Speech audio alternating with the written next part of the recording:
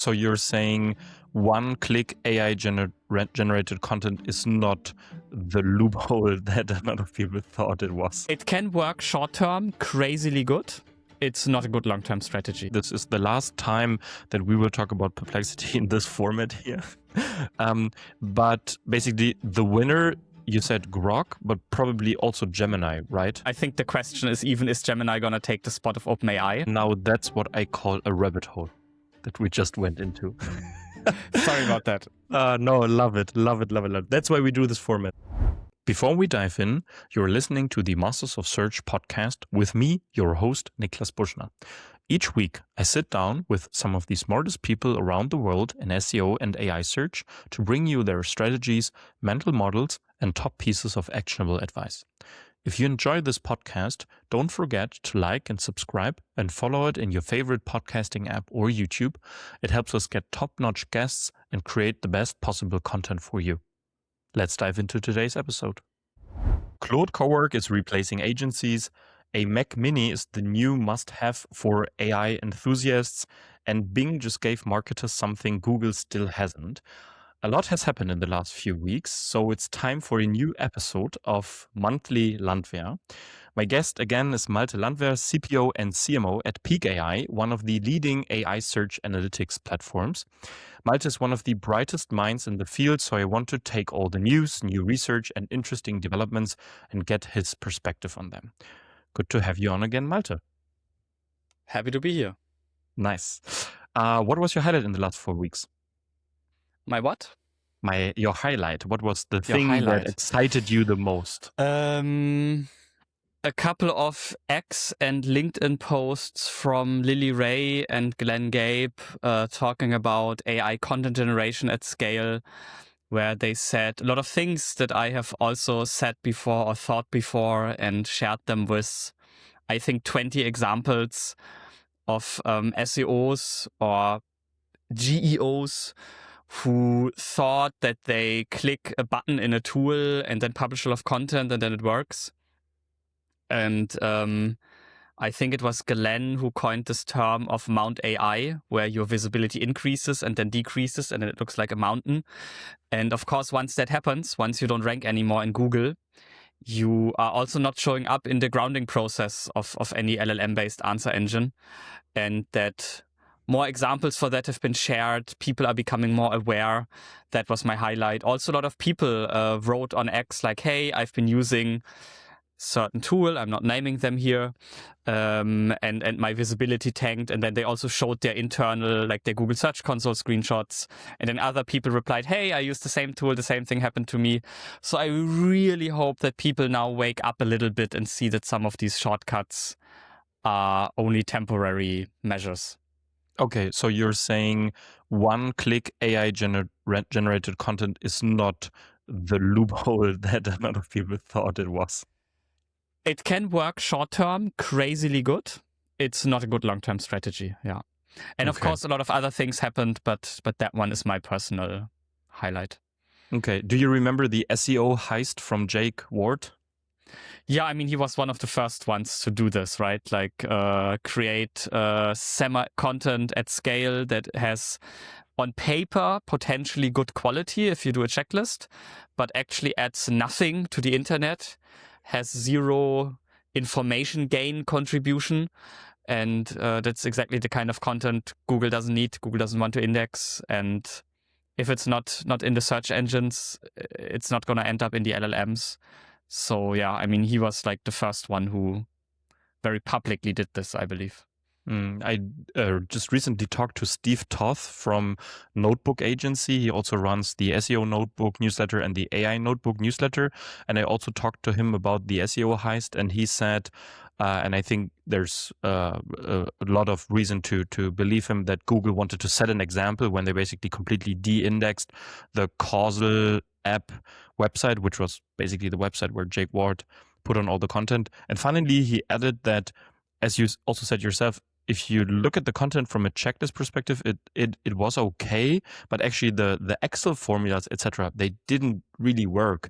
So it's like it looks like content, but like the whole depth is completely missing. So Yeah, I don't know. Hopefully people will take this as a wake-up call not to engage in these short-term measures. Something we talked about last time was Perplexity basically being left behind. How do you think did your basically prediction there, did it age well? Yes. I mean, just today when I scrolled through my X feed, I saw a post from someone, hey, remember Perplexity? What happened to them?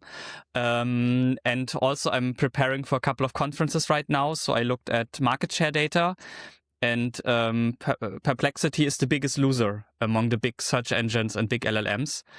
And just in October, they were bigger than Grok. And now Grok is 50% bigger than Perplexity. Also Claude, who are, I would say, primarily used via the API. Based on just website traffic, they are now bigger than Perplexity.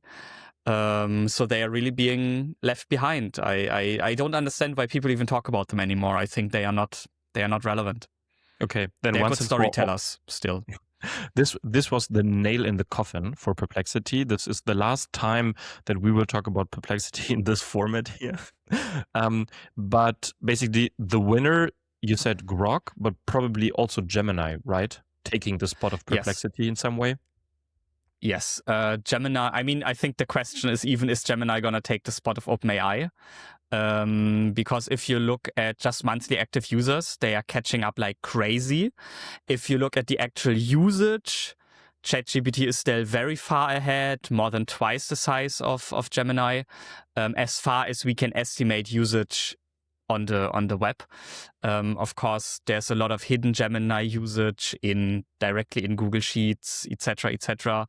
But the same can be true for OpenAI via various APIs. So it's kind of difficult to understand the total market share. But as a consumer product, yes, they are catching up like crazy. And the product is really good. Like right now, Gemini is in a very good spot, I believe. The UI, I believe, is still significantly worse than ChatGPT. Maybe that's just because I'm so used to ChatGPT, but I've also heard and seen it from others, like how you can manage your chats, find chats, etc. is all a bit less well-rounded, I would say, in Gemini still. But these are things where Google is actually good at, and they should be able to easily catch up if they prioritize it. Not sure if you can share something about it, but maybe just a tendency. What do you see people being most interested in terms of tracking? For example, like also on the Peec AI platform, which models or like which chatbots people want to track their visibility on? Is Perplexity there still super relevant, or has it also shifted towards Gemini, for example? So we had Perplexity as a default selection when we started, and a lot of people want consistent tracking to do year-over-year comparison, etc. So it's still very big for us. And then since it was a default selection, there was nobody talking about, hey, I want it, right? Because you just got it. I believe that the demand from customers basically mirrors what we just talked about. So there's more interest in Gemini than there was a year ago. There is a lot more interest in Grok than there was a year ago. That is, I think, the big shift. Nice. I think you also recently launched Copilot, right, as a model that you can track, because I remember we were talking to a client of ours, and they basically gave us the insight that a lot of their customers told them they use Copilot. And so we were obviously eager to also monitor the visibility there. Is this something that you see more people also being interested, like basically, let's say, target group specific models and tools? Yes. So companies that sell to large enterprises, they want Copilot, which is why we added it. Nice. And the reason is, of course, if you work in a very large enterprise, Copilot might be the only LLM that you have access to and the only LLM that you are allowed to use. So you use it to make your purchasing decisions, to research software, to research agencies. So anybody selling to these large enterprises should care about Copilot.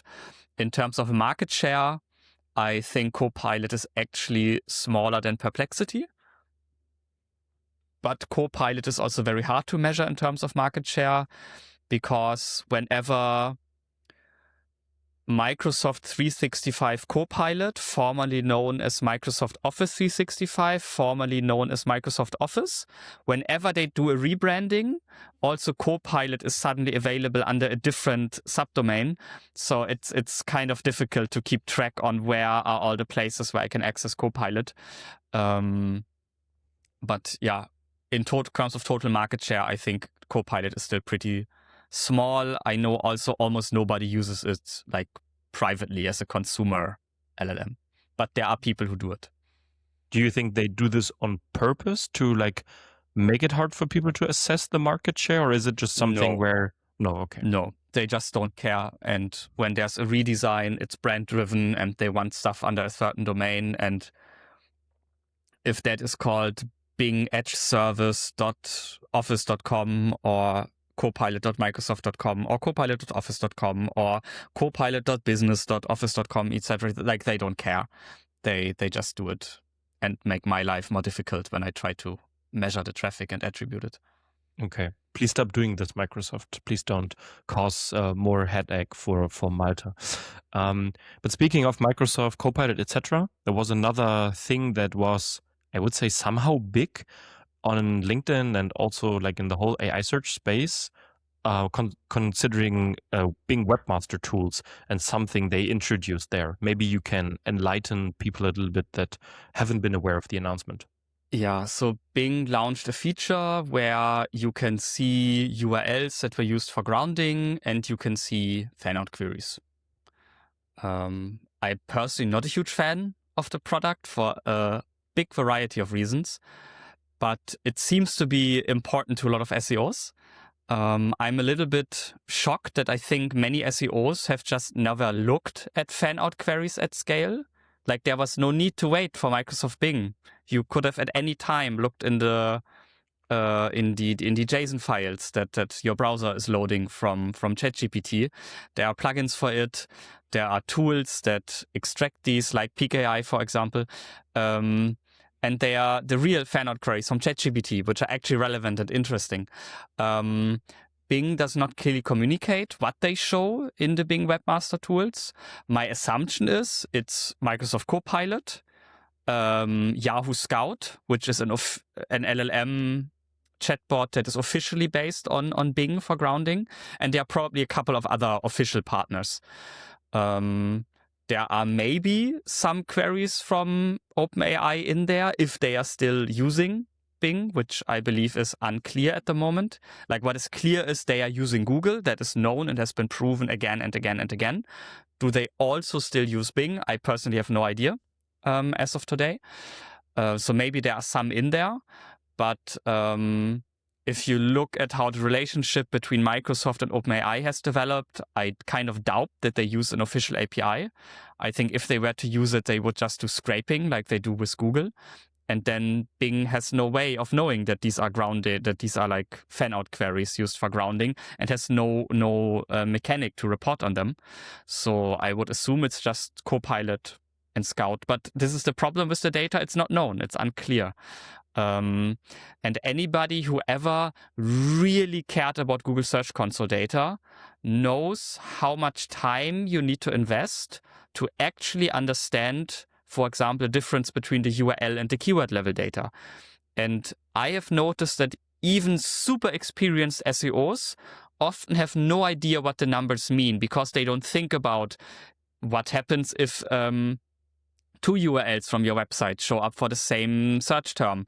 What happens if the same URL shows up twice, because it can be in different SERP elements. How is the ranking calculated for certain carousels? There are many things where people are unaware of what they are looking at in Google Search Console. And this is after people have written hundreds of blog articles, whole books about Google Search Console, and still the vast majority of SEOs can't properly explain the data, especially not what happens once you start filtering and what happens once you start exporting the raw data and then putting it together again on your own.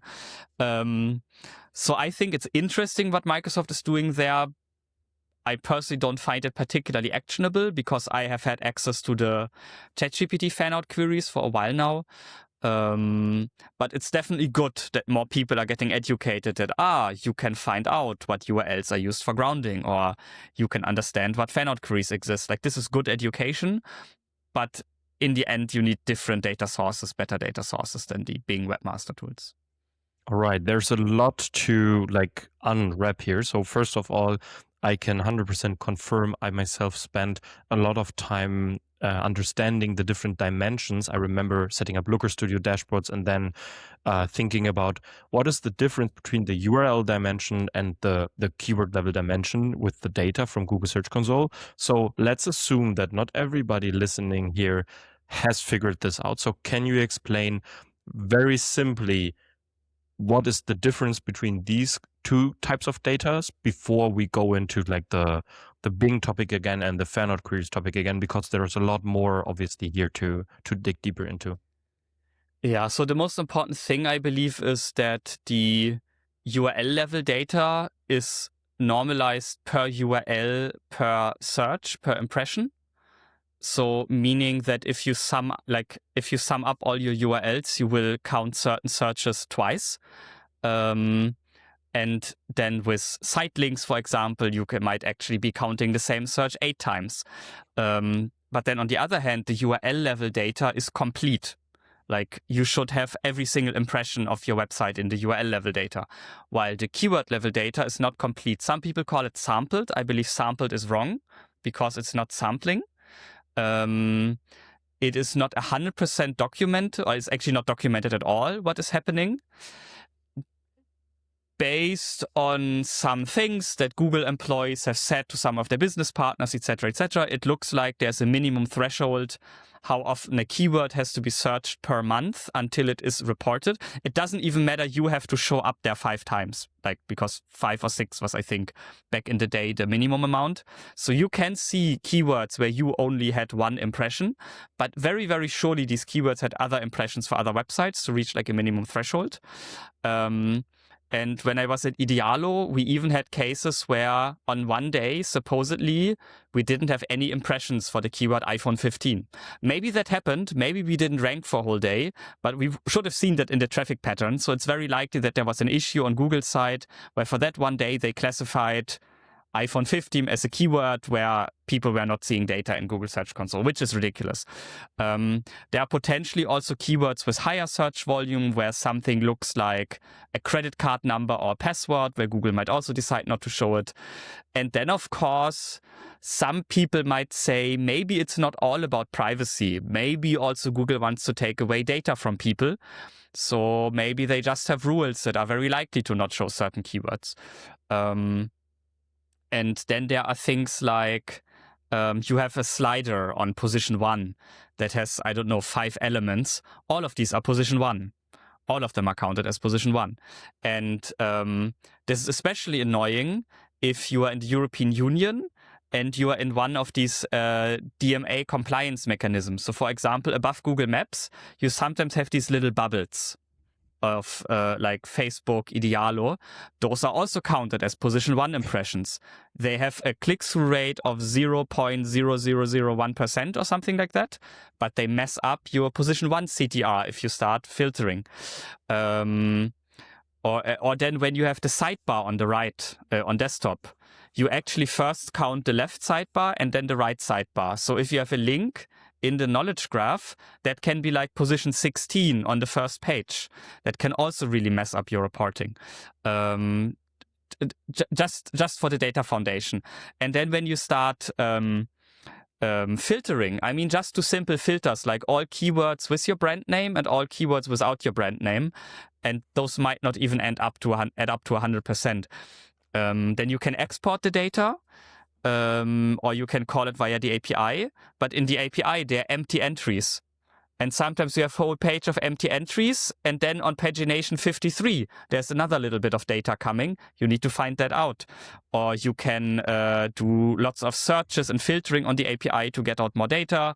In the end, the only thing that really works is doing the export to, I just forgot the name of the Google database that you have access to. BigQuery, exactly, where you can export it. There you can actually get all the data. and then can analyze it. Or there's also the option to get that data directly into Looker Studio, but that actually breaks for large websites, because for very large websites, there's a hard limit, and it takes the keywords by number of clicks or number of impressions. So you only get your high traffic keywords, but that is also nowhere documented, and you don't see it until you run the analysis and you realize, wait a minute, why is my average click rate so good? Why is every keyword a high traffic keyword? So there are a lot of things very difficult about Google Search Console data. And I would always do the export and then do the analysis in BigQuery, at least for a large website. When I was at Idealo, whenever we saw a team member screen sharing or making a screenshot where they have applied a filter in the web interface, it was like almost a meme of somebody in Teams speaking up. Just a reminder, like whatever you are looking there, it's like kind of random, and we can't actually make any interpretation out of it. And it's true, for large websites, you need the BigQuery export and then analyze the data there. Now that's what I call a rabbit hole that we just went into. Sorry about that. No, love it. That's why we do this format. But still, even though probably a lot of people should spend more time in Google Search Console, why do you think people are so excited about the Bing Webmaster Tools new feature, new data that's popping up?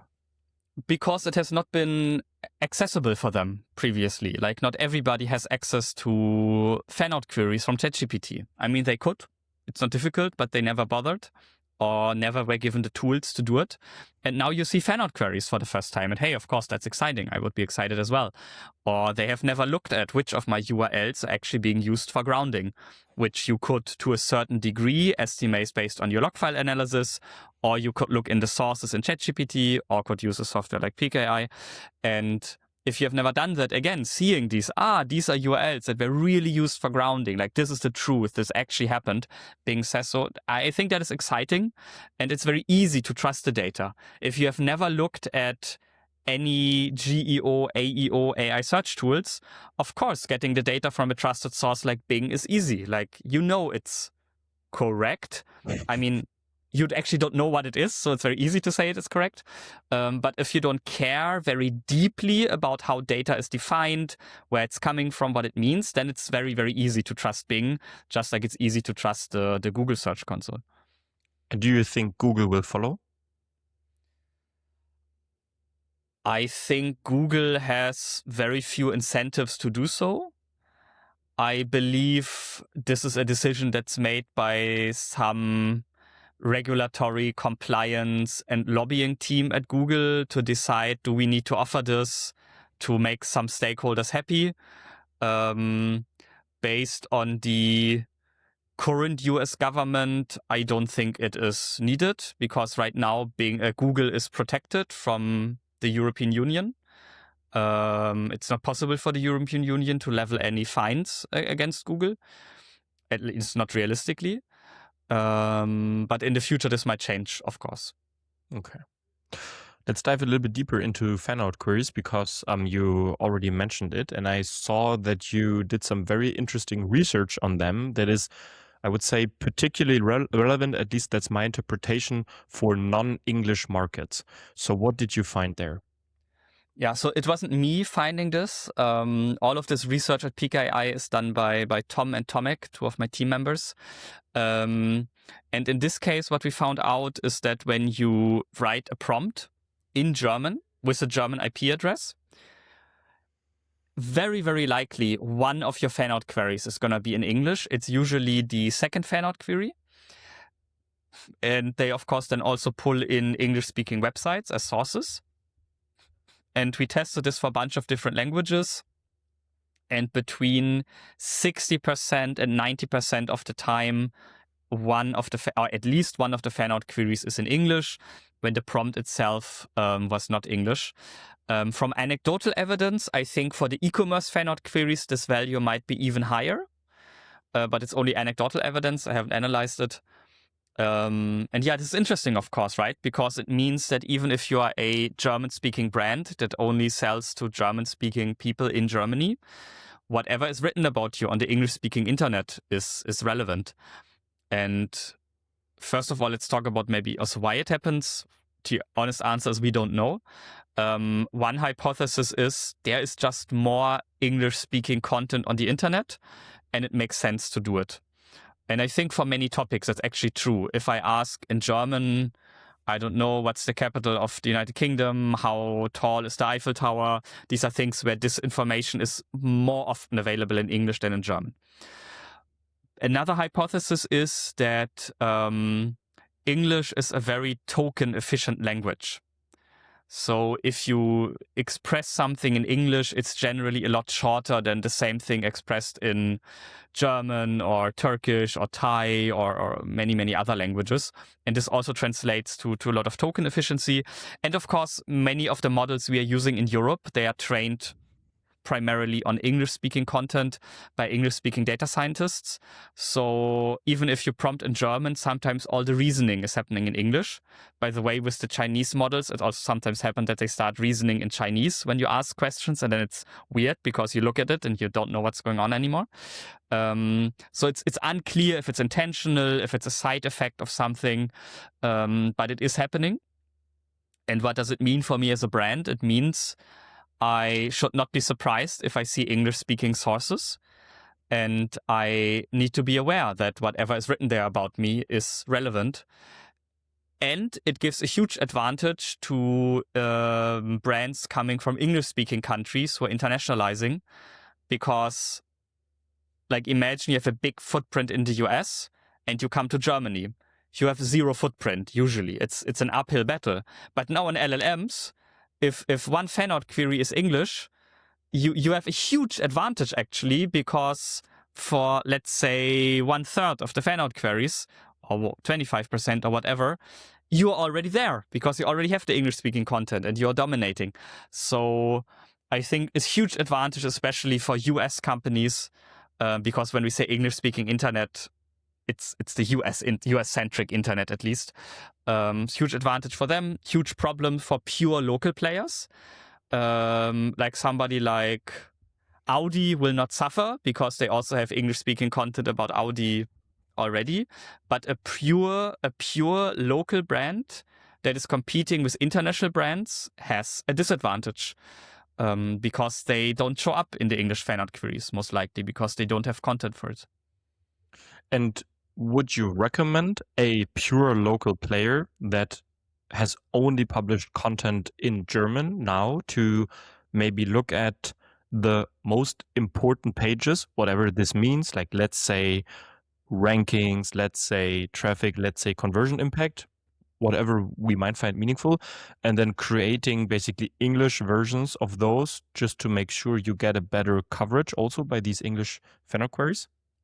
I would not check what are my most converting, etc. pages. I would check what kind of pages are being cited in the prompts that I care about. So we actually did another analysis on this that we will publish soon. If you have an informational prompt or a commercial prompt that is not yet transactional, then it's very unlikely that a product page will be cited. So even though you make all your conversions on a product page, you really don't need to translate it to influence these kinds of prompts. So I would go the other way, see what kind of content is being cited and see, should I create something similar to that? I wouldn't say I can recommend this because I would have to test it a couple of times to actually give a good recommendation. But I would consider it. If I was an in-house SEO right now, tasked with AI visibility in the scenario you described, I would think about this and probably run a test. I would also think about, does this content need to live on my own website, or can I just publish it on Medium or on LinkedIn Pulse or on dev.to, or can I just make a profile on a couple of websites? Like, there are many potential scenarios. Maybe something I can add here, just from a very anecdotal experiment we did with a client. We had German content around, let's say, mobile device management, onboarding automation solutions. And we had to, so we didn't do it on purpose to do some like GEO experiment, but we had to create a German and an English version just for the CMS setup. And interestingly, we also tracked it with Peec AI. For some prompts, actually the German version and the English version was cited. So we basically had double citations. I also did a post on LinkedIn. I think some people said, do you really feel like this is something that is sustainable? I'm not sure, but I found it interesting to see it happen, because I obviously immediately, as SEOs always do, thought about how to exploit this. Then I said, okay, let's keep the users in mind. So is it valuable for the users? Because we have English-speaking target customers and German-speaking target customers. Then I would say, yes, it makes sense from a user perspective. But if you would just do it probably to like trick the fan queries, probably not a good idea. Yeah, I think there are some things you can do that you technically do to trick the fan queries. Like I've done that in SEO a lot. Just the important thing is that from the outside, it's not clear you do that. Without naming now a former employer, at a company where I once worked, I was running a lot of SEO projects where then also people from the outside told me, hey, are you doing this for SEO? And I was like, I have not really heard of that project. I think our sales team is doing it, or it's something from the social media team or the content team or whatever. But in reality, it was like pure SEO project, just so well hidden that even SEOs from the outside were like thinking, I'm not sure it's an SEO thing they are doing there. Maybe it is. So I think it's totally fine to create pages just to influence the fan out queries. Just it has to look like that's not the case. And even when someone looks very deeply, it cannot look like that. Like a very experienced SEO, they can have a doubt in their head. But if you look at it, Niklas, and you know it's an SEO thing, then it's not good enough. It has to be so good that you are asking yourself, this could be done for SEO, but I'm not entirely sure. Like, for example, if the Excel formats that are shown there are not working, then it's not good enough, right? It has to be really top-notch, perfect. So if it's an English-speaking website, maybe also put a video interview with the CEO in English. That even if a Google quality rater goes on the website, they should be like convinced, yeah, this is a legitimate English-speaking version of their website. When your competitor looks at it, they should not be like, I will report this to Google as spam. They should be like, why do they have an English-speaking version?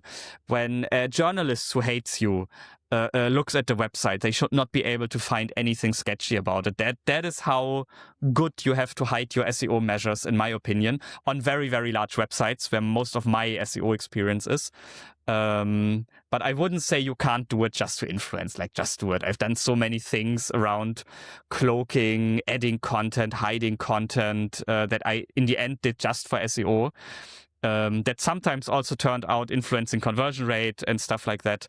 But yeah, I think it's sometimes okay to do things just for SEO. Just they can't be negative for user experience and people from the outside cannot notice. Okay, if at some point you will write your memoirs or like your biography, I would suggest maybe Life of an SEO, just maybe an idea for the title. I hope that you will share some of the behind the scenes from these experiments that you did, because you, at least from me, you created an insane FOMO now to learn more about this.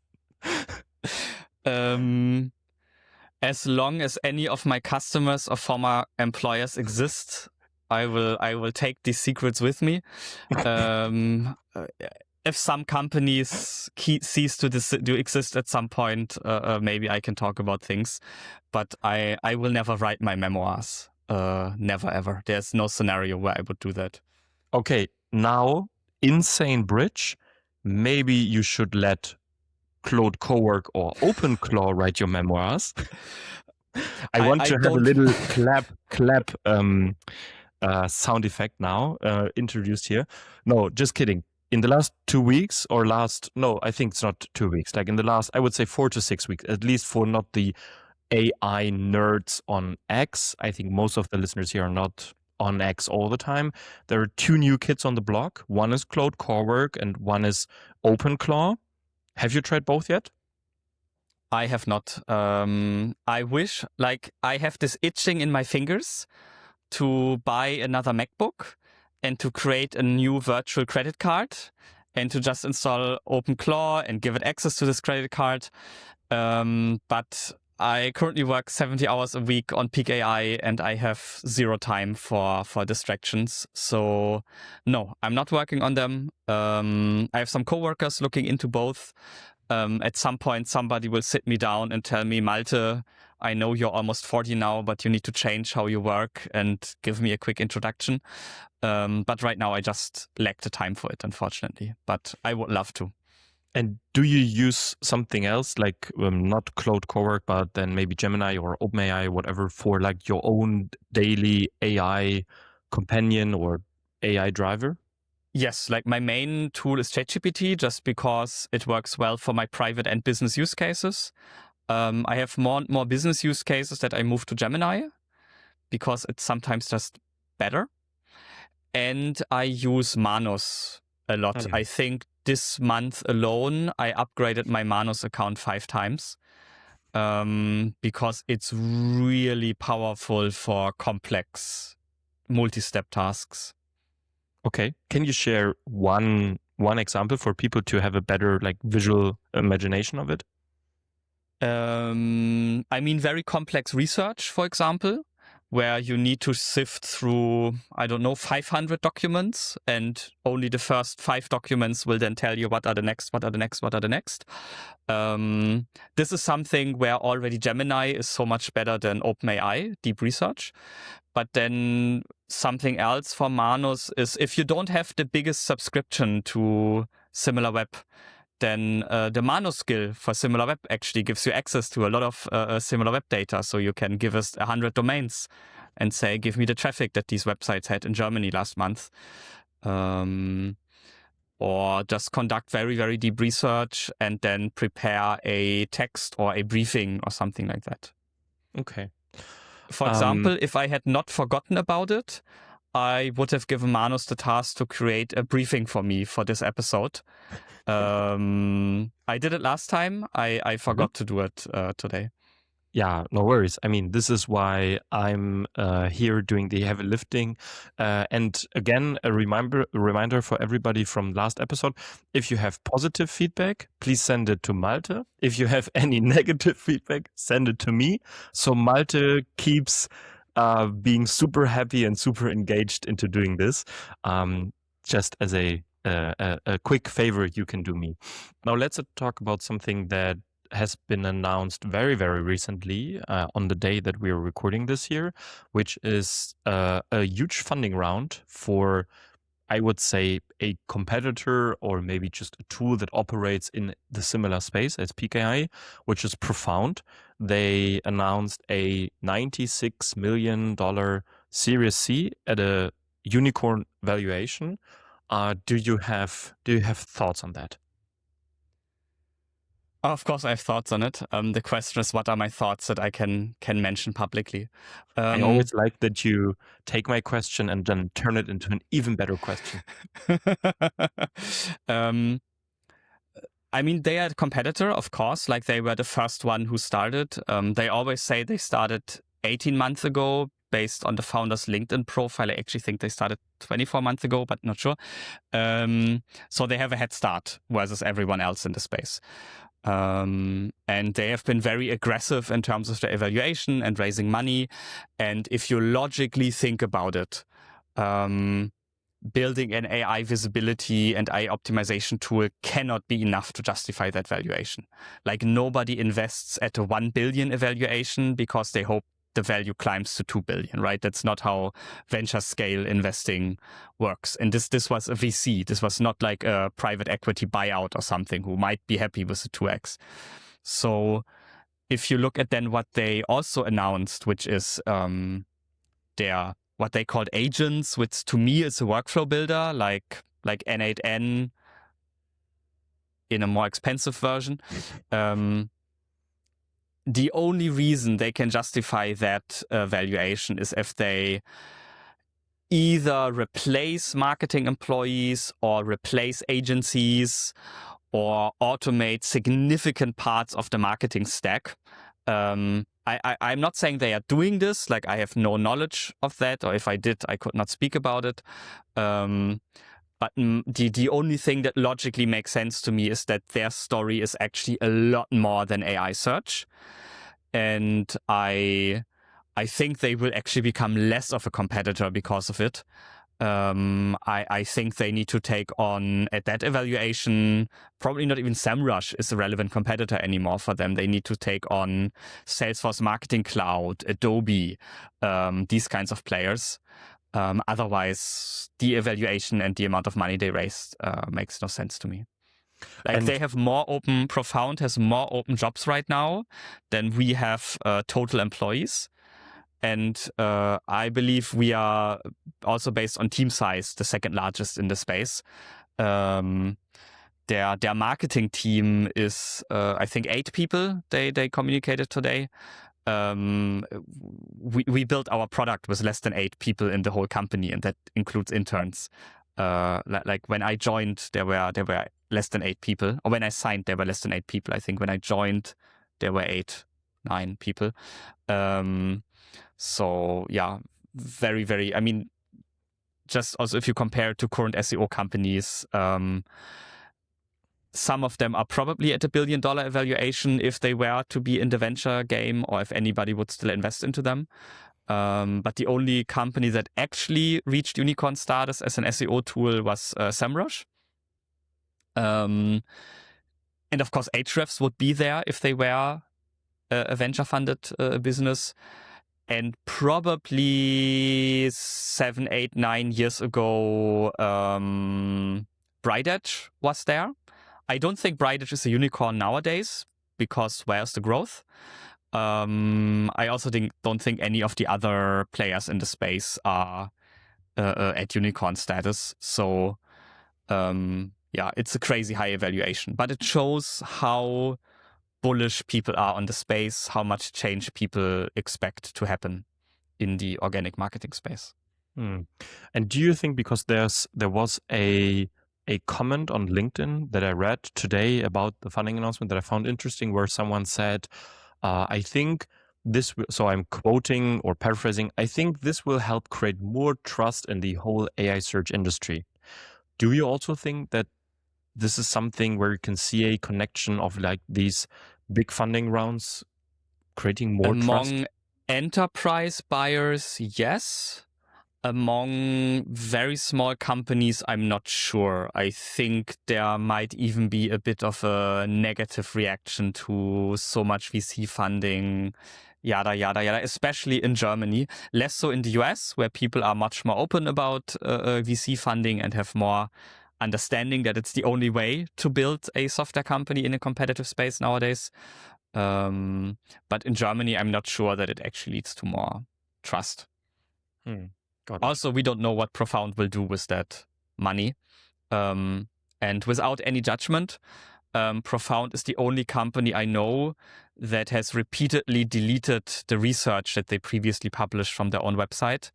It is up to anybody to interpret what that means, but it's not something that we have ever done. It's not something I see Systrix or SEMrush or Ahrefs doing, but Profound has done it with multiple of their research articles after they have been cited by everyone on LinkedIn.